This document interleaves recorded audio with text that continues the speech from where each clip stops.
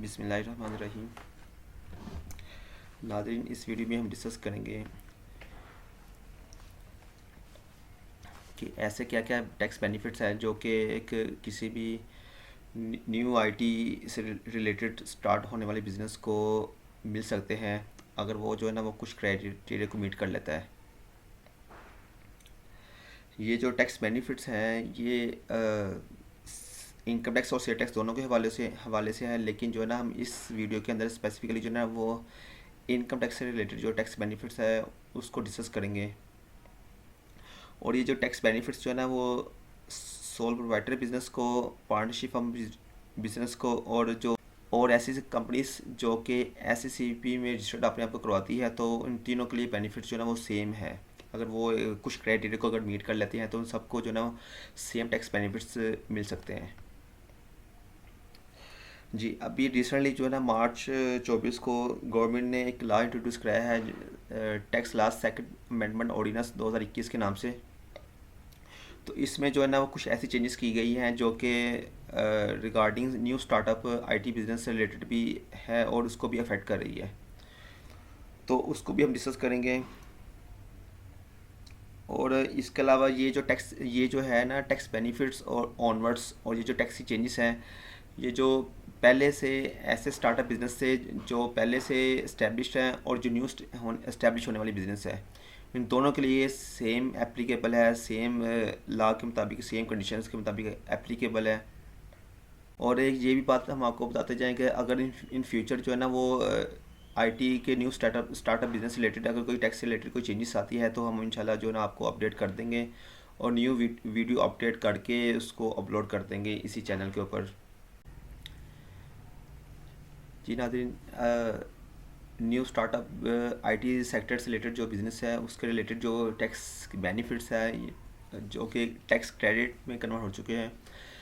पहले ये tax exemption के नाम से बेनिफिट्स एग्जिस्ट कर रहे थे, लेकिन अब जो ना लॉ ने उसको जो ना टैक्स क्रेडिट का नाम दे के जो ना उसको चेंज कर दिया गया है। तो इसका जो लॉ में रेफरेंस है वो इनकम टैक्स ऑर्डिनेंस के सेक्शन 2 के सब सेक्शन 62A में है, और एक न्यूली इंट्रोड्यूस होने वाले सेक्शन 65F में इसका जो रेफरेंस मौजूद है।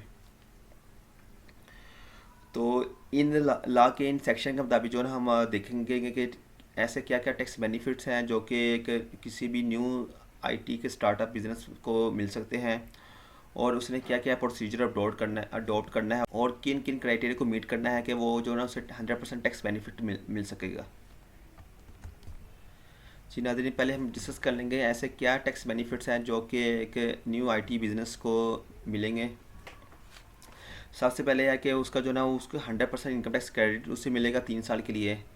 और ये जो 3 साल है उसके तब स्टार्ट होंगे जिस साल में जो ना अपने आप को वो ना पाकिस्तान सॉफ्टवेयर एक्सपोर्ट बोर्ड के साथ रजिस्टर कराएगा, और वो उसका पहला साल होगा, और ऑनवर्ड्स जो ना उसके 2 साल फर्दर होंगे।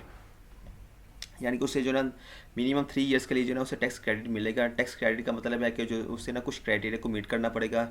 इन क्राइटेरिया की अगर वो उन क्राइटेरिया को मीट करता है तो उसे जो ना वो कोई टैक्स पे नहीं करना पड़ेगा। जो भी उसकी टैक्स लाइबिलिटी बन रही होगी उस रेलिवेंट ईयर में, तो वो जो ना टैक्स लाइबिलिटी जो ना वो वेव ऑफ कर दी जाएगी और उसका जो ना उसे टैक्स बेनिफिट मिल जाएगा। दूसरी ये चीज़ बताते जाएं कि ये जो टैक्स क्रेडिट है ये जो ना लोकल और एक्सपोर्ट आईटी की सेल्स जो है ना दोनों के ऊपर अवेलेबल है, और ये जो ना वो इनकम टैक्स के ऊपर टैक्स क्रेडिट अवेलेबल है। यानी कि जो ऐसी न्यू आईटी सेक्टर बिजनेस जो कि लोकल भी सेल्स कर रहे हैं और एक्सपोर्ट भी कर रहे हैं अपनी सर्विसेज को, तो दोनों की जो इनकम होगी, दोनों सेल्स के अगेंस्ट जो उसकी इनकम होगी जो कि आफ्टर एक्सपेंसेस रिड्यूस करने के बाद जो एक प्रॉफिट आएगा, वो जो प्रॉफिट जो ना उसके ऊपर जो ना उसे 100% टैक्स क्रेडिट अवेलेबल होगा अप टू 3 ईयर्स तक। तीसरा ये है कि जो सर्विसेज के ऊपर सेल टैक्स है वो एक्सपोर्ट ऑफ सर्विसेज के ऊपर जो ना वो टैक्स एग्जम्पशन है। यानी कि ऐसी सर्विसेज जो कि वो आईटी बिजनेस एक्सपोर्ट करेगा उसके ऊपर उसे कोई सेल टैक्स पे नहीं करना पड़ेगा। रिगार्डिंग सेल टैक्स उसका ये बेनिफिट और ये टैक्स बेनिफिट है, लेकिन लोकल सेल्स के ऊपर जो है ना वो उसे सर्विसेज का अगेंस्ट सेल टैक्स पे करना पड़ेगा। अभी तक जो ना रेलिवेंट प्रोविंसेस ने इसके ऊपर जो ना एग्जम्पशन नहीं दी हुई। जी, अब हम डिस्कस करते हैं कि ऐसा क्या प्रोसीजर है या ऐसी कौन कौन से क्राइटेरियाज है, कंडीशंस है जिनकी बेस पे जो ना वो न्यू आईटी बिजनेस को 100% इनकम टैक्स क्रेडिट मिल सकेगा। सबसे पहले तो उन्होंने अपने अपने बिज़नेस को, चाहे वो सोल प्रोप्राइटर बिज़नेस है, एओपी है या वो एससीसीपी रजिस्टर्ड कंपनी है, उसने अपने आप को एफबीआई में रजिस्टर्ड करवाना है। एफबीआई में रजिस्टर्ड करवाने के बाद उसने बिज़नेस का बैंक अकाउंट ओपन करवाना है। और उसके बाद जो ना उसने में रेलिवेंट जो सेल टैक्स अथॉरिटी है प्रोविंस की, पंजाब, केपी के और बलूचिस्तान, उनकी जो रेलिवेंट सेल टैक्स अथॉरिटी है उसमें अपने आप को रजिस्टर करना है, अपने बिज़नेस को रजिस्टर करवाना है। चौथी चीज़ ये है कि जो भी एक्सपोर्ट के अगेंस्ट उसको इनकम रसीद होगी बाहर से, उसकी जो ना उस टोटल रसीद का 80% जो ना, मिनिमम 80% जो ना उसने लीगल चैनल के थ्रू जो ना पाकिस्तान, अपने जो पाकिस्तान में जो उसका बिज़नेस अकाउंट है उस अकाउंट में ट्रांसफ़र लाजमी कराना है। उसने अपने अपने बिज़नेस को पाकिस्तान सॉफ्टवेयर एक्सपोर्ट बोर्ड के साथ रजिस्टर्ड लाजमी करवाना है। छठी चीज़ ये है कि अभी जो कि बिल्कुल अभी रिसेंटली जो ना सेक्शन 65F के मुताबिक जो है ना वो एक न्यू क्राइटेरिया ऐड किया है एफबीआर ने through tax laws amendment ordinance. अगर किसी भी आईटी सेक्टर बिजनेस ने अगर 100% टैक्स क्रेडिट अवेल करना है तो उससे जो है ना ये 3 तरह की रिटर्न लाजमी फाइल करनी है उस रेलिवेंट ईयर में, जिस रेलिवेंट ईयर के अगेंस्ट जो है ना उसने टैक्स बेनिफिट अवेल करना है। एक तो ये है कि उसने अपनी annual income tax return timely file करनी है, चाहे वो सोल प्रोप्राइटर है, एओपी है या एससीपी कंपनी है, और उसका टैक्स ईयर क्लोजिंग डेट कोई भी है। दूसरी ये चीज़ है कि उसने जो ना अपनी उस बिज़नेस ने अपनी quarterly with holding income tax return timely file करनी है, और वो विद होल्डिंग स्टेटमेंट फाइल करते हुए इस बात को इंश्योर करना है कि उस रेलिवेंट क्वार्टर में जो जो उसने पेमेंट की थी उस पेमेंट के अगेंस्ट अगर वो टैक्स की विद होल्डिंग या डिडक्शन बनती थी उसने टैक्स डिडक्ट या विद होल्ड कर लिया हुआ है, और वो टैक्स जो ना accordingly with in 7 days government को जमा भी करवा दिया हुआ है।